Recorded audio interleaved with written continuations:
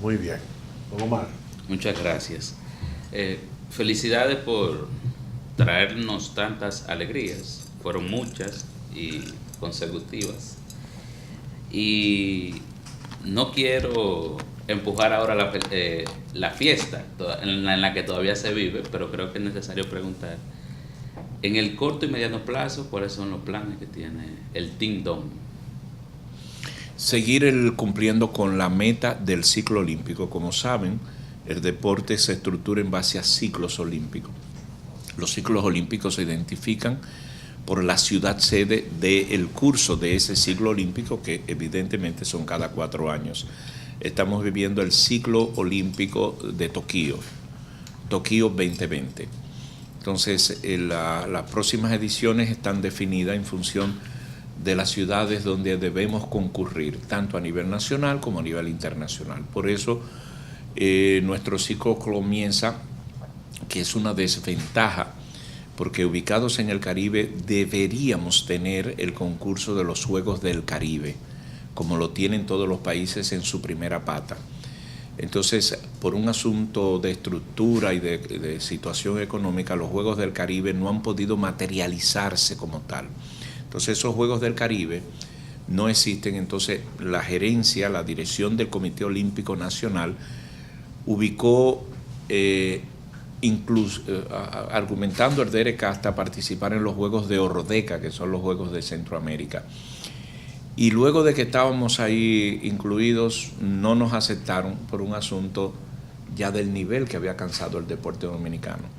Pero nos dieron una brecha en los Juegos Bolivarianos. Estuvimos gestándola hasta que nos afiliaron.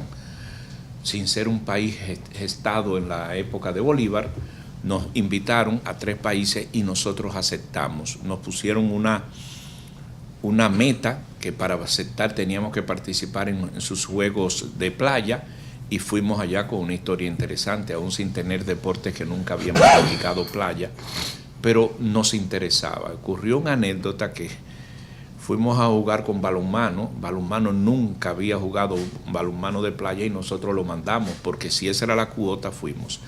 Cuando entraron al campo el equipo de balonmano, le dicen, hey, ¿qué pasa? No, pero ustedes no pueden competir. Oye el uniforme, y dice, pero míralo aquí, pero es un uniforme de salón, y hubo que salir a buscar un uniforme de playa porque en su vida habían jugado playa. Y entonces salieron a buscar el uniforme de playa y jugaron, porque nosotros estábamos buscando y nos dejaron incursionar con ese motivo en los bolivarianos. Entonces nuestra primera pata de los bolivarianos, que el año pasado fue en Santa Marta. Luego viene entonces estos centroamericanos. A partir de aquí sigue el ciclo olímpico, que internacionalmente tenemos este año los Juegos Olímpicos de la Juventud, que serán en octubre en Buenos Aires. Esa es la parada. Entonces le hemos adicionado para este año Salcedo. Entonces tenemos este año Salcedo y Buenos Aires. Juegos Nacionales, Juegos Olímpicos de la Juventud. El año próximo entonces tenemos la siguiente pata, que es, sube la lisa, los Juegos Continentales, que son los Juegos Panamericanos en Lima. Y el año que viene tenemos Monte Plata y Lima. Monte Plata porque son los Juegos Nacionales Escolares. Lima, los Juegos Panamericanos. Para luego concluir en el 20 con los Juegos con Tokio, que son los Juegos Olímpicos. En conclusión, Buenos Aires, Lima y Tokio. Y a nivel nacional, Salcedo y Monte Plata. Yo voy a abundar un poquito en esa respuesta, Omar, porque además del calendario que expone nuestro presidente, Luisín, yo me imagino que tú también querías ver hacia dónde íbamos en términos de aspiración. Y desde la perspectiva de Creando Sueños Olímpicos, lo que hemos visto de que tenemos por suerte al ministro Danilo Díaz llevando el ministerio, de poder trabajar de la mano Comité Olímpico Dominicano, Ministerio de Deporte y CRESO. Y desde el 2016 nos sentamos en una misma mesa, el cuerpo técnico del Comité Olímpico, el cuerpo técnico del MIDEREC y el cuerpo técnico de CRESO, para planificar el ciclo. Entonces, por eso yo entiendo que este éxito, tanto en los bolivarianos como en los centroamericanos, no es fortuito. Es de un trabajo planificado que se ha hecho con las federaciones de estas 3 entidades que han trabajado de la mano. Y para los Panamericanos y para Tokio vamos a seguir de la mano. Tanto es así que ya tenemos planificadas reuniones con presidentes de federación para, posiblemente en una federación había 12 atletas top de cara a unos centroamericanos, pero para unos panamericanos no van a ser 12 atletas top, van a ser 8, 6 o 4, dependiendo de la disciplina. Entonces, para focalizar los recursos de cara a esa perspectiva que se tiene para Lima y para Tokio, y eficientizar los recursos en esa línea. En Toronto ganamos, si no mal no recuerdo, 24 medallas, y lógicamente la base, el listón está puesto en sobrepasar ese tope que tuvimos en Toronto, así como lo superamos en Veracruz, superarlo en Toronto. Y de cara a Tokio ya en 2020, y es una aspiración muy de Creso, no del Comité Olímpico Dominicano. Yo soy un poquito más freco en eso. Es tratar de llegar con la mayor delegación posible a Tokio, para llegar con la mayor cantidad de medallas posibles. Ojo, nosotros tenemos un tamaño todavía que nosotros no podemos llegar a unos Juegos Olímpicos diciendo yo voy a ganar una medalla, ni 2 medallas, ni 3 medallas. Pero sí podemos llegar con posibilidades de medallas. Que se materialicen o no, hay que jugar, es deporte. Entonces nosotros llegamos a Río con 4 posibilidades reales de medallas, que fue pesas y 3 en taekwondo. De esas 4 posibilidades reales convertimos una. Ojalá nosotros podamos llegar a Tokio con 10 posibilidades de medalla o 12 para convertir 2, 3 o 4. Esa es nuestra aspiración de cara a lo que queda del ciclo olímpico. Y eso ahí, miren esto, lo voy a compartir porque Manuel me hizo de pie de amigo a las 16:28, es decir, viniendo para acá. Yo recibí esta imagen de Rusia. Y es Welcome to World Taekwondo Grand Prix Moscú. Ese es el equipo de Taekwondo. Ese es medallista de oro. Ya está en Moscú. Creso. Bueno, que no hablamos de eso. Y de los torneos internacionales. Pero ustedes ven este detalle. Antes, o sea, ¿por qué puede ir un atleta y por qué se solucionó un problema y que ahora que mucha gente entiende Creso? No hubo que estar con un jarrito y llamando y esto y que Luis Reyes, llámame allí. Tiene su presupuesto asignado Creso y la federación puede planificar. Esa es la magia que se llama Creso. O sea, y el viernes se van los de atletismo a Canadá, exacto, a la clasificación del Mundial de Atletismo del año que viene. Exacto. Yo quisiera oírte a ti, pero yo quiero, Felipe. ¿Puedo? No. Sí, yo quisiera oírte a ti sobre Creso. Bueno, eso es otro buen pie de amigo que me dio el presidente. Porque una de las... Primero, lo más importante fue que este proyecto, para hacer un poco de historia, y me alegro que hayamos empezado por los centroamericanos, porque para hacer un poco de historia, la idea de Creso surge dentro de lo que era en ese momento Vicini, hoy Inicia, cuando los socios míos se reunieron y vieron los resultados que habíamos tenido, el famoso artículo ese que publicaron de The Economist, creo que fue, después de London Times y en Londres también, después de los Juegos de Beijing, donde la República Dominicana per cápita hicieron el análisis y dijo, wow, un país tan pequeño sacando la cantidad de medallas. Entonces había una inquietud dentro de Inicia de que nosotros ya teníamos Inicia Educación, queríamos seguir creando modelos y líderes para nuestro país. ¿Qué mejor manera de crear líderes y líderes positivos, modelos para la juventud, que el deporte? Ya lo hemos visto en béisbol, eso es incuestionable. Entonces, ¿cómo se vislumbró esa situación con el Team DOM, en ese momento, el Team DOM del 2008? Por casualidad, me encomendaron a mí, eventualmente, hacerle un approach al Luisín, y resulta que como a las 2 o 3 semanas, yo me topé con este señor en un avión y le dije, yo tengo que hablar contigo porque tenemos una propuesta que queremos hacer. Entonces fuimos, él fue allá a la oficina y empezamos a esbozarle lo que era la idea de cómo se podía ayudar. Porque habían 2 o 3 cosas clave. Los atletas sabíamos que a veces llegaban a estos, por experiencia, llegaban a la competencia olímpica totalmente asustados, vamos a ser francos, es decir, muchos de ellos no habían llegado a una competencia internacional y llegaban por primera vez a una competencia internacional. Por razones que no vamos a entrar, llegaban a la competencia o no llegaban a la competencia mundiales de su disciplina, y entonces era peor, no podían clasificar. Entonces la idea era que se foguearan en estos ambientes internacionales para que cuando llegaran a las competencias olímpicas, sea los centroamericanos, los panamericanos y los Juegos Olímpicos, ya llegaran preparados. Entonces era para que la federación, el atleta, no tuviera que preocuparse, y obviamente el ministerio, que sí apoya mucho, pero por razones a veces de flujo de efectivo no puede dar los aportes en el momento. Era para complementar esa ayuda inmensa que hace el Ministerio de Deporte, complementarla. Nosotros en todos los momentos le dijimos al Ministerio de Deporte y al mismo Comité Olímpico, nosotros no estamos aquí para sustituir, estamos aquí para complementar, y eso es lo que somos.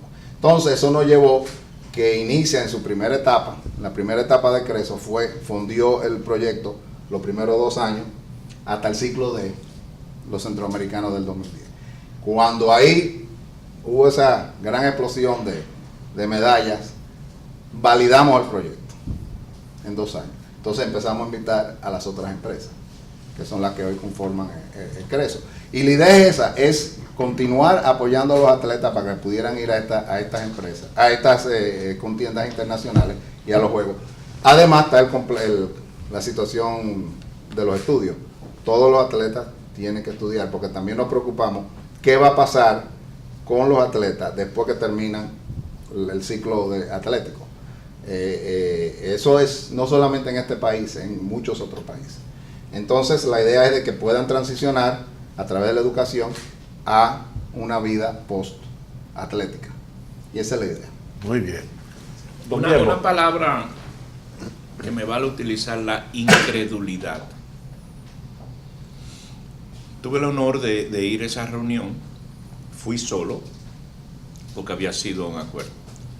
Jamás voy a olvidar que cuando fui a esa reunión en las oficinas de entonces el Grupo Vicini, Felipe Vicini me recibió y participó en esa reunión su hermano, Juan Vicini. Y en un momento entró su hermana y yo me sorprendí de ver la camaradería. Cuando una empresa privada invierte, y nosotros pusimos como referencia el proyecto ADO, que es donde surgió esto, que surgió en España para los Juegos de Barcelona, y que ayudó a España a las Olimpiadas, y este proyecto ir de posición 29 al 12, había una característica, que los recursos iban directo a los atletas. Eso generó un problema que ellos están en revisión, y ahora un referente mundial es el proyecto Creso, y explico por qué. Porque ya hay pedidos y pronto ustedes verán sorpresas con relación a donde ha llegado Creso para otros países y para el mismo COI, de preguntar cómo lo hacemos. Entonces ahí surgió la idea, la explicación. Si en un comité ejecutivo, el Comité Olímpico, lo tienen en las propias federaciones, son presidentes de federaciones, pudieran estar un interés particular. Entonces designamos la comisión técnica del Comité Olímpico, punto clave, Nelly Manuel Doñé y Tony Mesa, y avalaban entrar o no con datos. Entonces un empresario, tú no puedes llegar a una mesa a decirle que a mí me gusta tanto, tú tienes que explicarle por qué, y números, porque los números en deportes parecen a los números financieros. En deporte 2 más 2 no son 6, como tampoco son sus empresas. Pero la incredulidad viene por esto. Señor Felipe Vicini y ese grupo esa tarde dijo, nosotros no nos interesa la publicidad, y yo eché un poco así para atrás. Nosotros lo que nos interesa es que estudien. El programa Creso se vino a conocer al 4º año y no existe antecedente en ninguna parte del mundo de una empresa comercial que te invierta 2 pesos y que tú no tengas que darle 700 anuncios y llevarle al atleta y forrarlo de su uniforme. Y eso nunca ocurrió. Ahora pusieron un requisito, que estudiara. Créanme que yo, lo incrédulo es poco, yo no creía lo que estaba viendo. Yo salí de ahí, llamé a Doña y yo dije, tengo que juntarme contigo porque no creo lo que ha pasado esta tarde. Que una empresa quiera invertir en nosotros y que diga que lo que interesa es que estudien. No me dijeron cuántas vallas hay que poner, cuántos anuncios, que el atleta tiene que firmar un anuncio, que decir que mi chocolate o mi cosa es lo mejor. Y esa es la esencia del programa. El requisito es estudiar. Y así sigue siendo. Y así sigue siendo. Pero estudiar no en el Instituto Hosto, como yo estudié en Banígedo, becados en universidades, en colegios, tanto nacionales como internacionales. Moisés Hernández estudia medicina. Y hay estudiantes que están fuera del país becados. Becados. Y ese aporte está por encima de las medallas. Palabras textuales, y ahí viene tercera vez que digo la incredulidad. No nos interesan las medallas, dijo Vicini, Felipe. Yo dije, bueno.